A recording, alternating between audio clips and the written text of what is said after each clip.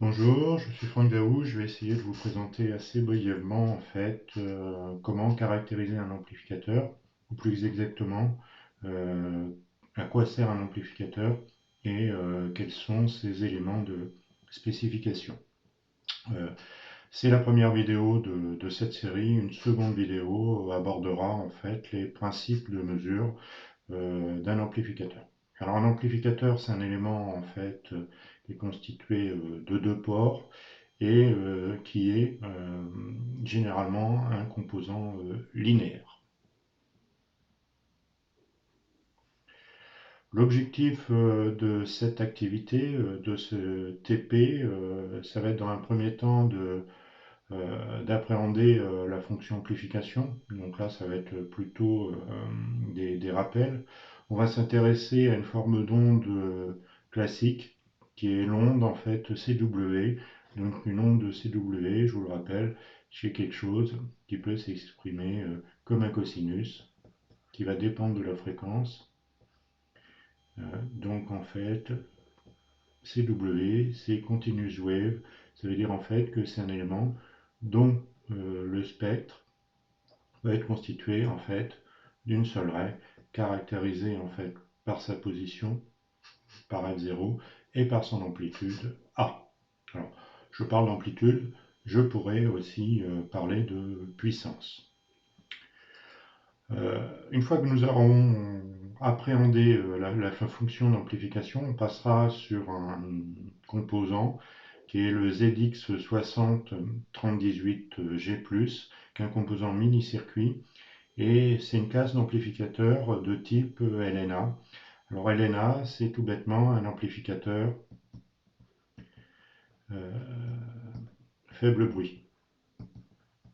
Donc c'est des amplificateurs qu'on va utiliser typiquement en entrée des récepteurs. Donc l'objectif final, c'est d'être capable en autonomie de faire la recette du composant qui est dans les thyroclasses, qui est un composant mini-circuit, donc le ZX603018G+, et bien évidemment, vous aurez à rendre compte en fait par une fiche de mesure. Dans cette fiche de mesure, je vais retrouver tous les éléments nécessaires pour valider votre démarche, et il faut surtout en fait que ça soit traçable, c'est-à-dire en fait que si je donne votre document à un autre camarade, il soit capable de refaire vos mesures sous le même contexte, avec le même matériel et avec les mêmes réglages. Donc vous voyez qu'il y a une démarche assez importante au niveau du rendre compte, parce qu'en finalité, dans le domaine de l'entreprise, c'est exclusivement ce dernier point qui est appréhendé. Alors je l'ai dit, la fonction amplification, c'est un élément actif. Ça veut dire en fait que un amplificateur, on va retrouver une entrée, on va retrouver une sortie, hein. Donc ça va être deux ports RF, mais on va avoir aussi la présence en fait de deux autres bornes qui sont une alimentation. Donc c'est une alim DC. Généralement, il y a plus de puissance en sortie qu'en entrée. Donc en fait, d'où la nécessité d'avoir cette alim DC, d'où le terme actif, hein. Actif, puisqu'on est obligé de l'alimenter. L'objectif, je vous l'ai dit, c'est d'avoir une puissance Pout supérieure à la puissance en entrée. Bien évidemment, ces puissances étant exprimées en watts ou en dBm. Il y a globalement deux grandes catégories d'amplificateurs. Euh, Historiquement, on avait principalement euh, cette première famille qui sont des amplificateurs à tube. L'avantage de ces amplificateurs à tube, c'est qu'ils sont capables de délivrer des puissances très importantes, euh, du mégawatt, voire même un peu plus. C'est des systèmes qu'on va retrouver sur les gros émetteurs de puissance ou dans des systèmes radars dont l'objectif est d'aller voir relativement loin, c'est-à-dire détecter des cibles lointaines. Donc c'est une techno qu'on va retrouver, c'est les technos qu'on retrouve par exemple, qu'on va embarquer dans des satellites dont on va avoir besoin en fait d'une forte puissance pour pouvoir émettre ou réémettre leur information. Alors, cette catégorie, c'est la première qui a existé. Elle tend à être remplacée par la seconde catégorie, qui sont en fait les amplificateurs à état solide. Alors, les amplificateurs à état solide, c'est avant tout des circuits intégrés constitués autour de composants type transistor. Donc en fait, ils ont plein d'avantages par rapport aux amplificateurs à tubes. Les amplificateurs à tubes nécessitent en fait un environnement qui est assez compliqué, notamment j'ai besoin de plusieurs tensions, généralement de la haute tension, donc il y a un certain nombre de précautions à prendre. C'est pas vrai pour les amplificateurs à état solide. Par contre, leurs grands inconvénients, c'est qu'ils sont limités en puissance. Alors généralement, ce que l'on fait, pour augmenter la puissance, c'est qu'on va on va relier plusieurs amplificateurs en parallèle via un combinateur. À la sortie, bien évidemment, on fait la même chose à l'entrée. Donc ça, c'est vraiment ce qui est en train de se développer. Il y a 10 ans, en fait, on savait faire des amplificateurs à état solide jusqu'à une dizaine de watts à 10 gigas. Maintenant, on arrive facilement à dépasser le kilowatt à 10 gigas. Donc on a une progression des amplificateurs à état solide au détriment des amplificateurs à tube. Même si les amplificateurs à tube restent utilisés dans certaines applications. Un amplificateur va être spécifié par plusieurs paramètres. Le premier paramètre, en fait, ça va être la gamme de fréquences d'utilisation. On verra que la gamme de fréquences d'utilisation, elle est souvent définie sur la bande fréquentielle telle que le gain, en fait, euh, a une variation par rapport à son gain max, en fait, de 3 dB. Alors c'est souvent la définition de la bande de fréquence. Alors elle dépend aussi fortement du constructeur. Il faut savoir que ce pas des composants qui vont avoir une rupture, c'est-à-dire lorsqu'on dépasse la bande de fréquence d'utilisation, ça n'empêche pas l'amplificateur de fonctionner. Généralement, il a un gain qui est un gain détérioré. Il peut avoir des adaptations d'entrée et de sortie qui sont aussi moins bonnes, ainsi qu'un facteur de bruit qui est un peu moins bon. Mais ça n'empêche pas de fonctionner. Hein. C'est pas un filtre. Hein. Un amplificateur n'a pas une fonction de sélection fréquentielle. Alors les paramètres de spécification qui sont bien évidemment un des paramètres qui est le plus important, c'est le gain. Généralement, le constructeur indique un gain max ou un gain min en fonction de l'utilisation. Plus généralement d'ailleurs un gain min. Il vous garantit une valeur de gain, ça ne veut pas dire que l'ampli que vous allez utiliser ne va pas avoir une valeur de gain supérieure. Et cette valeur de gain supérieure peut être supérieure de quelques dB. Donc attention lorsqu'on calcule des points de compression, c'est-à-dire des puissances max qui circulent dans un système RF, faites attention à cette valeur de gain. Le constructeur ne donne généralement que le gain min. Un gain, comme je vous l'ai dit, en fait, présente souvent une certaine ondulation. Donc là aussi, vous regarderez, je vous ai mis aussi un ensemble, un petit document sur le vocabulaire. L'ondulation, c'est typiquement la variation du gain dans la bande passante. Alors vous avez la valeur du gain ici, et vous avez ici, en fait, plus ou moins x dB. Là aussi, c'est des valeurs max, donc en fait, ça vous permet de faire le gabarit. Alors bien évidemment, je pense que vous le savez, je crois qu'on reparle après, si je définis le port 1 ici, le port 2, le gain, c'est le paramètre S21. Hein. L'isolation inverse, ben là on va être plutôt sur le paramètre S12, c'est la capacité de l'amplificateur à ne pas transmettre la puissance qui revient par le port 2. C'est une fonction d'isolateur. Alors c'est un élément qui peut être intéressant d'ailleurs pour isoler par exemple une antenne, hein, cette notion d'isolateur, puisque c'est des composants normalement large bande, alors qu'un isolateur est plutôt un composant bande étroite. Le facteur de bruit, donc là il va caractériser l'entrée de, de votre amplificateur. Alors il est d'autant plus important que vous êtes en présence d'un ampli faible bruit, c'est ce qu'on appelle un LNA.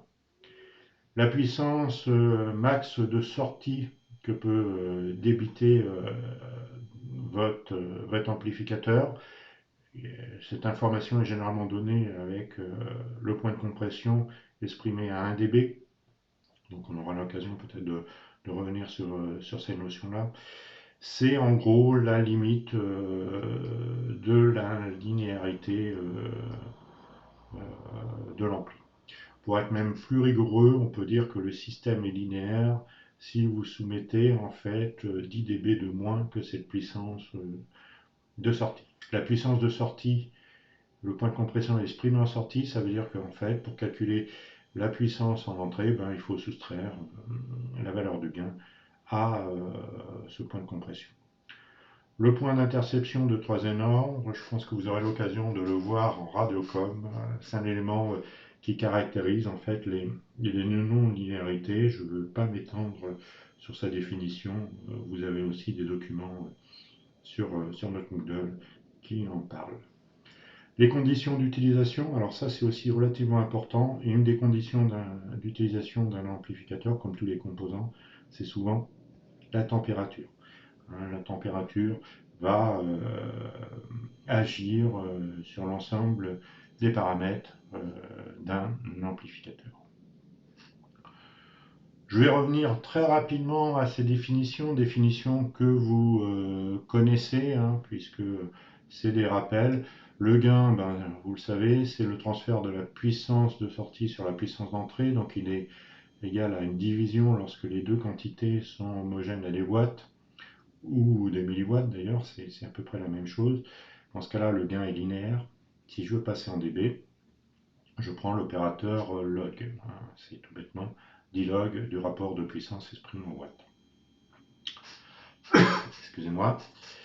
Plus simplement, si les puissances sont exprimées en dBm, puissance de sortie et puissance d'entrée, le gain est la différence entre la puissance de sortie et la puissance d'entrée. Bien évidemment, un gain est forcément positif, autrement vous n'êtes plus en présence d'un amplificateur, mais d'un atténuateur.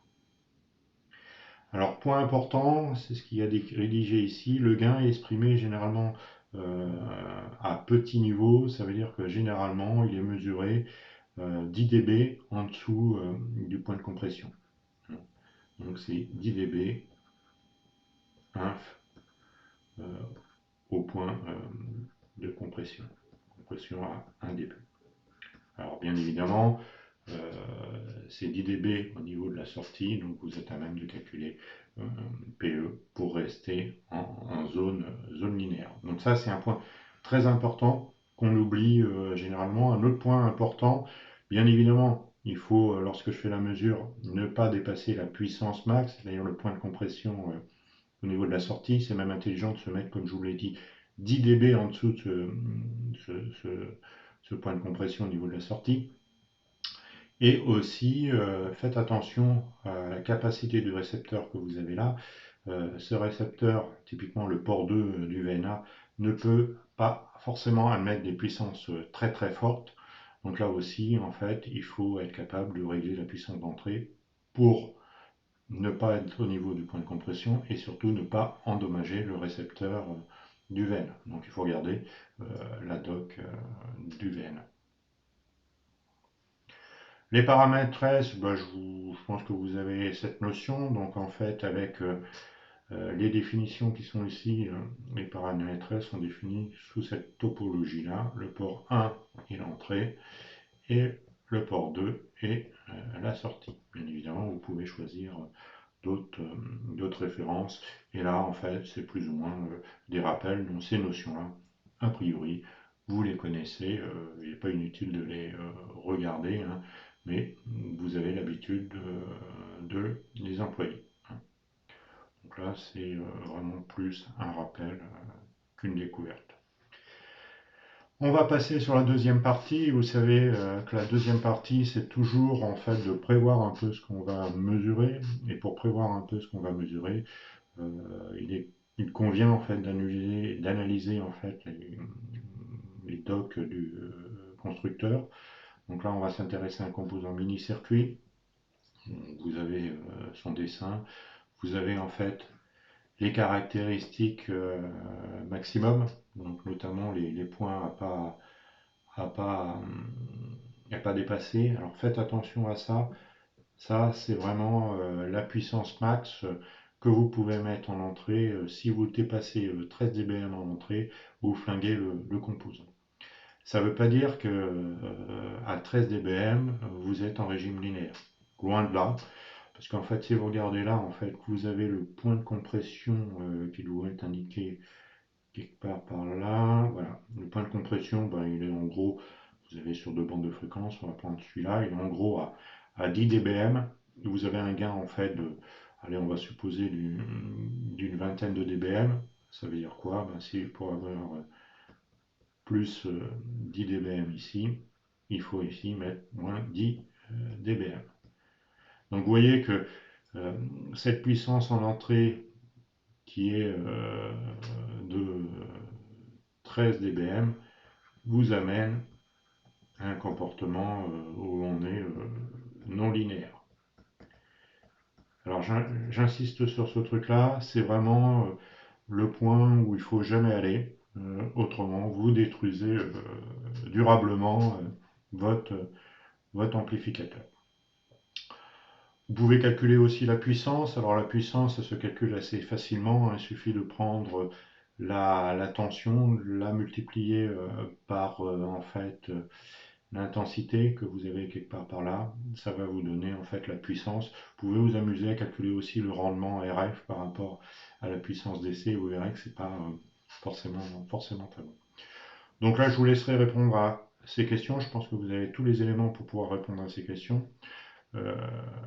Et vous avez bien évidemment un tableau un peu plus détaillé qui va vous donner des informations. Alors là, je n'ai pas mis, mais ça, c'est un tableau qui a dû être réalisé, j'imagine, à une température de 25 degrés centigrades. Vous voyez que c'est un composant très large bande parce qu'on va de 20 MHz à 3 GHz. Vous vous placez autour de la fréquence qui est la plus proche que celle que vous avez utilisée pour votre projet et vous pouvez avoir des valeurs qui correspondent plus précises au niveau de votre spécification. Alors, il y a un point que je n'ai pas apporté, c'est la notion de directivité. La notion de directivité est un mot un peu propre à mini-circuit. Ce que l'on peut dire, c'est que la directivité, en fait, c'est l'isolation moins le gain. Donc l'isolation, je vous rappelle, c'est le S12 par rapport aux notations, le gain c'est le S21. Donc vous êtes à même de calculer la directivité.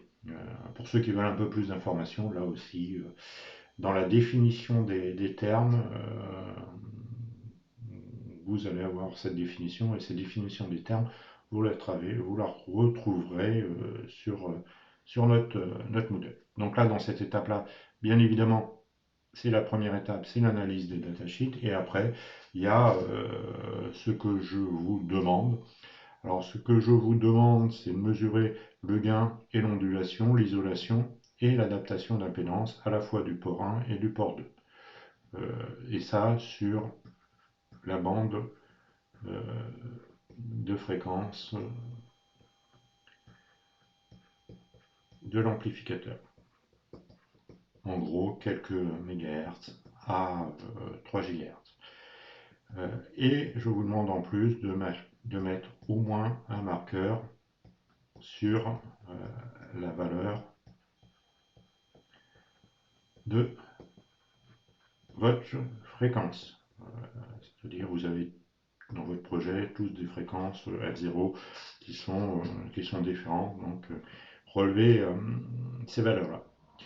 Alors, il y a une courte vidéo qui va vous présenter assez rapidement comment mesurer ces trois paramètres. Vous allez voir que typiquement, ça se fait avec un VNA. Alors, il y a quelques précautions à prendre, mais je les ai déjà évoquées. Pour ceux qui ont un peu de temps, ce qui serait pas mal, c'est éventuellement faire la mesure du point de compression à 1 dB, alors la puissance 9 que vous pouvez obtenir. Et là, vous le faites à la fréquence de votre projet. Et bien évidemment, l'essentiel, c'est le rendre compte par le document de recette. Pour faire un document de recette, vous pouvez vous inspirer de ce que vous avez fait au module 2, c'est-à-dire comparer vos mesures aux spécifications. Et bien évidemment, dans ce document de recette, je dois retrouver aussi tous les éléments nécessaires pour pouvoir refaire votre mesure à l'identique. Ça me conduit un peu à la démarche. Donc l'analyser des spécifications, ça c'est avec la documentation. L'objectif c'est d'avoir une idée des valeurs de ce que l'on doit obtenir. Je vous invite aussi à regarder la vidéo sur les méthodes de mesure et de lire le document sur les méthodes de mesure. Ça va vous amener à vous poser la question des appareils et des composants que vous allez utiliser et surtout comment régler le système. Faire la mesure, ça c'est l'étape suivante. Alors il y a bien évidemment toujours des précautions à prendre. Alors vous verrez dans la mesure, il y a une précaution notamment sur à quel moment j'alimente mon ampli. Est-ce que c'est avant de le mettre l'ARF? Est-ce que c'est après de mettre l'ARF? Donc faites attention à ces éléments. C'est des éléments que je dois aussi retrouver dans votre compte rendu. Bien évidemment, euh, vous avez un rapport à faire, donc photo et bien évidemment la sauvegarde des données.